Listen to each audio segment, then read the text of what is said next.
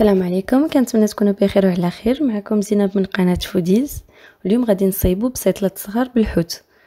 قبل ما نبداو ما تنساش ديروا لايك وسبسكرايب لا فيديو الى عجبتكم، وكنتسناكم في التعاليق بطبيعه الحال.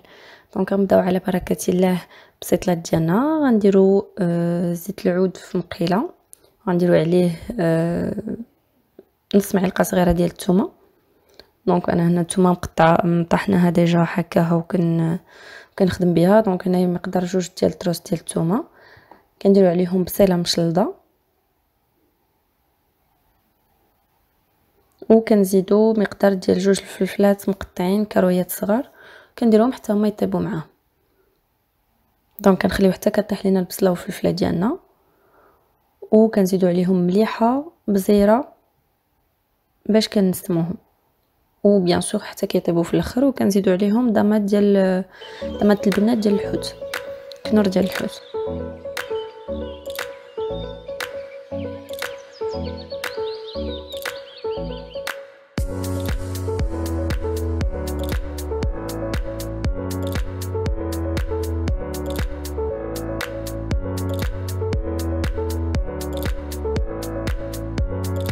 البصيله ديالنا من بعد ما طابت كنحيدوها كنديروها على جنب، وغادي نجيو نبداو نطيبوا الحوت ديالنا واحد بواحد، حيت كل نوع ديال الحوت كيبغي حراره محدده، وكيبغي وقت محدد ديال الطياب. ما عندهمش نفس الوقت، داكشي علاش كنفضلوا نطيبهم كل واحد بوحدو باش كل واحد كيحافظ على البنه ديالو بوحديتو. كناخذ انا نفس المقله كنطيب فيها هنايا غنطيب فيها كروفيت مع شويه ديال زيت العود، ان بتي فيلي دويل دوليف مليحه بزار، وكنزيد عليهم العطريه ديال بسطيلات الحوت. انا كنشريها هكا جاهزه، تقدروا نتوما تخلطوها وديروها كما كتفضلوا. مليحه بزار وشي شويه ديال عطريه الحوت. غادي نخليهم يتشحروا مزيان دغيا كيطيب لينا الكروفيت ديالنا، ما كياخذش حتى 10 مينوت في الطياب. وكنحيدوه من المقله بيان سور فاش كيكون طاب، باش كندوزو نطيبوا النوع الثاني ديالنا ديال الحوت. نفس الطريقه غنديرها مع جميع الانواع ديال الحوت. شويه زيت العود مليحه بزار، و معلقه كبيره ديال العطريه ديال البسطيله ديال الحوت. هنايا غادي نديرو الكالامار ديالنا اللي مقطع حتى هو كرويات. بيان سور هادشي كتقطعوا كيما نتوما باغيين. انا حيتاش هنايا باغا ندير بسيطلات صغار، ما بغيتش الحوت يجي كبير، مقطعه كلشي صغير تقريبا. ديجا كروفيت واخداه صغير، والكالامار قطعته هكا كرويات صغار باش يطيب ليا دغيا، وباش باش ما يجينيش طروفه كبارين في البسيطلات ديالي. بحال هكا كيفاش كيطيب كيبدا يطلق شي شويه ديال الماء، سورتو لا كان في الكونجيلاتور. كنخليو حتى كينشف شويه من الماء ديالو، وكنحيدوه بيان سور. هادشي كمان ما كياخذش وقت بزاف في الطياب. بالنسبه للحوت الثالث انا استعملت الحوت الابيض، استعملت الفرخ. قطعته حتى هو سوف الفرخ قطعته شويه كبير باش ما يتفتتش ليا ويبقاو الطروفه شادين في راسهم. حتى هو غندير ليه مليحه بزيره، شويه ديال زيت العود، ومعلقه كبيره ديال العطريات ديال البسطيله ديال الحوت اللي كتكون ديجا مخلطه، كناخذها من عند العطار هكاك، وكنخليوه يطيب. الفرخ كيطلق شي شويه ديال الماء، كنخليوه حتى كينشف من الماء ديالو مزيان، عاد باش كنحيدوه كما كتشوفوا كيطلق الماء مزيان. كنخليوه حتى كينشف، عاد كنحيدوه من فوق البوطه. في هاد الاثناء كيكون كاع الحوت ديالنا طاب، غندوزو نصايبو لا فيرميسيل ديالنا. الفيرميسيل ديجا انايا خليتها في الماء طايب غديان مزيان واحد 5 دقائق مع مليحه بزار وورقه ديال سيدنا موسى، وصفيتها وقطعتها طرافي صغارين. كنقطع غير بالموس في قراده دي كارو صغار باش ما كتجيناش الخيوطه ديالها كبارين بزاف. وغادي ندوز هنا غندير لها العطريه ديالها. درت سويته بلديه، الثومه بيان سور، وغادي نضيف عليها الفيرميسيل ديالي. انايا كنطيبها كنستعملها فوق النار باش كندير لها العطريه باش كتشربها مزيان وكتدخل فيها. ما كنبغيش نديرها وهي ناشفه هكاك، ما كتشدش مزيان وكتجي بلا صافي العطريه وبلا سلو. كنفضل هكا باش كتعطر كامله. انا كندير مليحه، ما كنديرش بزاف حيتاش كما شفتوا درت معاها صوص صوجا باش تعطيني اللون.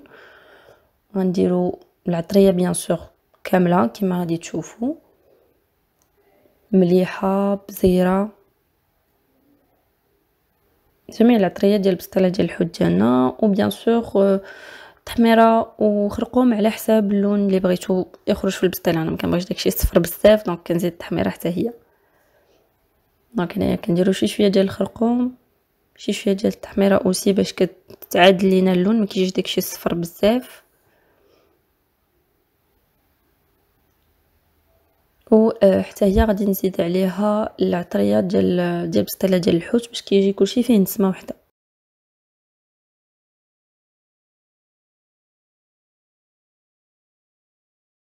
بيان سور شويه الربيع ما ننساوش،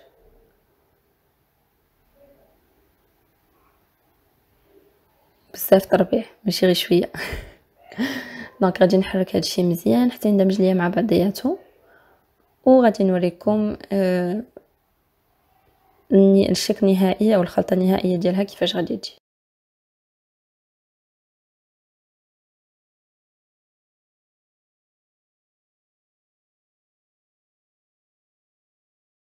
دونك فوالا هذه هي فيرميسيل ديالنا. من بعد ما دخلاتها العطريه كنجيو كنديرو معاها كنزيدو عليها ديك البصله والفلفله ديالنا وكنخلطوها مزيان. ما تنساوش ان البصله والفلفله حتى هي فيها العطريه وفيها الطامه ديال الحوت، دونك خصها حتى هي تندمج مع المكونات وتطلق العطريه ديالها.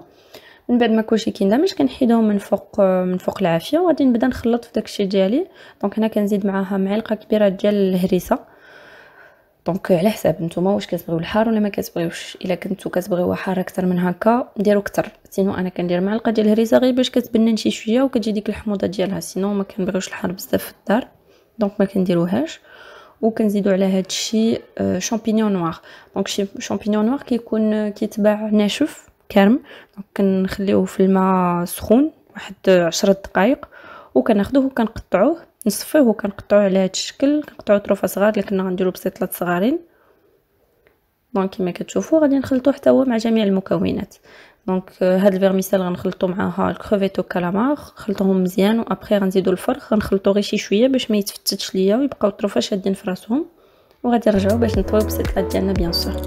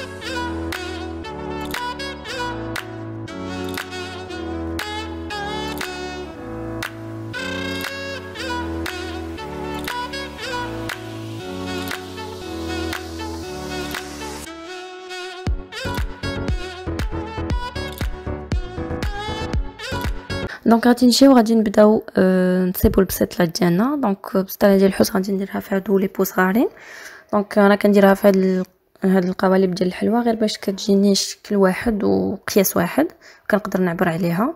دونك غادي نديرو ورقه ديال البسطيله صغيره وغنديرو وسط منها ربع ديال ورقه ديال البسطيله باش كتجينا مضوبله من التحت باش ما كتحليناش في الطياب. دونك كنجيو كنحطوا الحشوه ديالنا فيرميسيل والحوت، كنحاولوا نحطوا شويه شويه من كل حاجه باش كتجي مشكله وكيجي فيها كلشي بيان سور، ما كتجيش فيها غير فيرميسيل بوحديتها.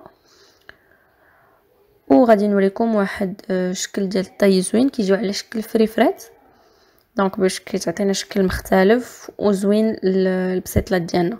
دونك كنجي كنجمعهم من الجناب بحال هكذا وغادي نجي وغادي ندورهم على راسهم كما غادي تشوفوا. واش كيفاش نشرح لكم. المهم كنهزو كاع الجناب بحال هكذا، كنحاول نهزو شويه بشويه باش كيجيونا مشنفين من الجناب، ما كتجيش مجموعه في دقه. وكندوروها هكذا، كندورها غير شويه ماشي بزاف باش ما تقطعناش الورقه، وكنحلو دوك الجناب على البسطيله ديالنا. دونك كتجي بحال الفريفيره هكذا كيجيو دايرين وكتجي شكل زوين بزاف. دونك ما نساوش ندهنوا بالزبده من تحت هاد الفريفيرات اللي درنا، ومن الفوق ومن الجناب بيان سور باش كيشدوا بلاصتهم وكيبقى الشكل ديالهم زوين.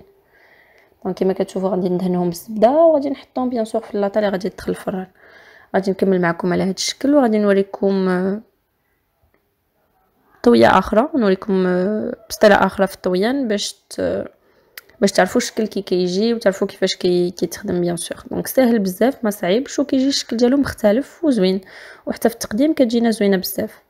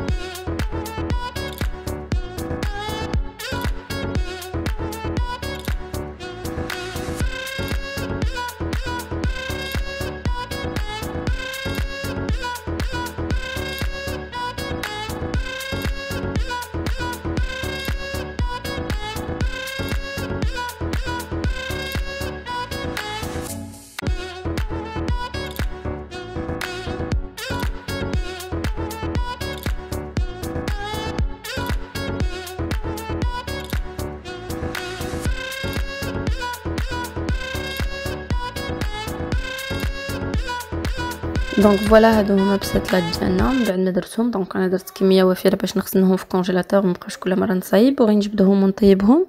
كنطيبهم نص طيبه بيان سور، ومن بعد فاش كنحتاجهم كنجبدهم من الكونجيلاتور نيشان في اللاطه اللي غتدخل الفران، كندهنهم بشي شويه ديال الزبده اولا شي شويه ديال الزيت وكندخلهم للفران. دونك من بعد ما خرجوا زوقتهم غير شي شويه ديال الفرماج احمر من الفوق، كيجيو لذاد بزاف وكيجيو بنان. نتمنى تجربوهم وتردوا عليا بيان سور في لي كومونتير وقولوا لي كيف جاتكم الوصفه. نتلاقاو في فيديو جديد ان شاء الله. خليتكم على خير، الى اللقاء.